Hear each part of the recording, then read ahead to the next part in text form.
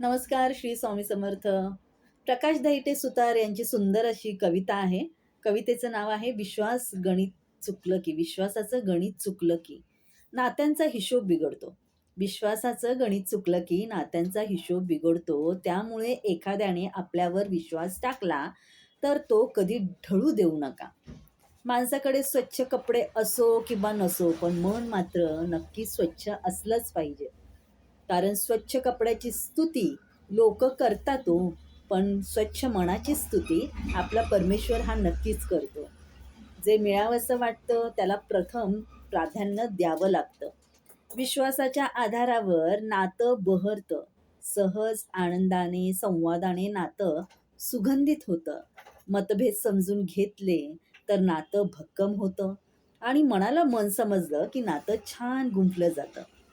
सुखाच्या व्याख्या खूप आहेत, पण मिळालेल्या आनंदामध्ये सुख समाधान मानणं हे सुद्धा खरं सुख आहे ना. थोडीशी काळजी, थोडासा वेळ, थोडंसं हसणं, थोडंसं बोलणं, थोड्याशा वाटणाऱ्या गोष्टीच नातं मजबूत करून टिकवून ठेवतात. हार कधीच मानू नका. कोणत्याच गोष्टीमध्ये हार कधीच मानू नका. कारण की यश हे तुमच्या जवळच असतं. प्रयत्न मात्र थोडा करावा लागतो.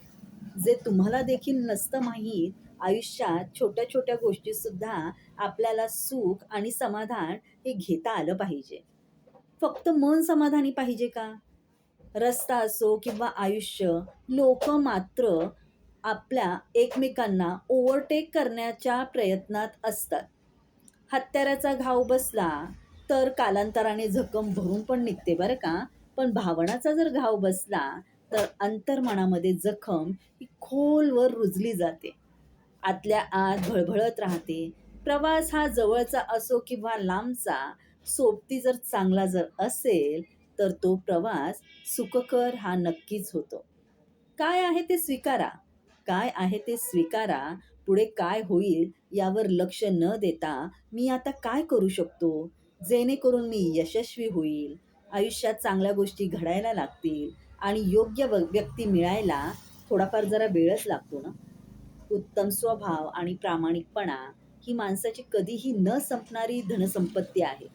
पुस्तकी गणितामध्ये पैकीच्या पैकी गुण मिळवणारे अनेक असतात हो, पण आयुष्याचं गणित एकदा जर चुकलं, पूर्णपणे सुटलेलं नसलं तर अजून आपल्या आयुष्यामध्ये कुणी शेवटपर्यंत नसतं.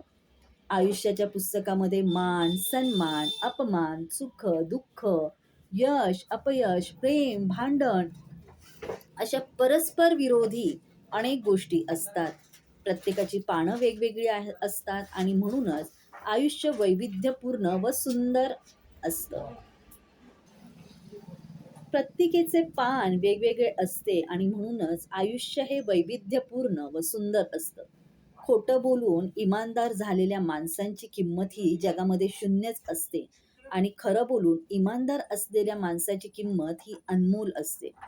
आळसाला तुम्ही आजचा दिवस बहाल केला तर उद्याचा दिवस त्यानेच चोरला म्हणून तुम्ही समजा. वेदना आणि कटू बोलणं दोन्ही सहन व्हायला जरा वेळ लागतो बरं का. समजायचं की आपण जगायला शिकलो. अश्रू जाणतात की आपलं नक्की कोण. म्हणूनच ते आपल्याला आपल्यांच्या सानिध्यात अश्रू हे आपले ओघळतात. हास्याचं काय हो, ते तर परक्याशी सुद्धा थोडंफार प्रमाणात इमान राखतात. पण कोणासोबत हसायचं ही पण फार मोठी गोष्ट असते बरं का. कारण की ज्याच्याजवळ आपण मनसोक्त रडू शकतो तीच व्यक्ती आपल्यासाठी खूप महत्त्वाची असते.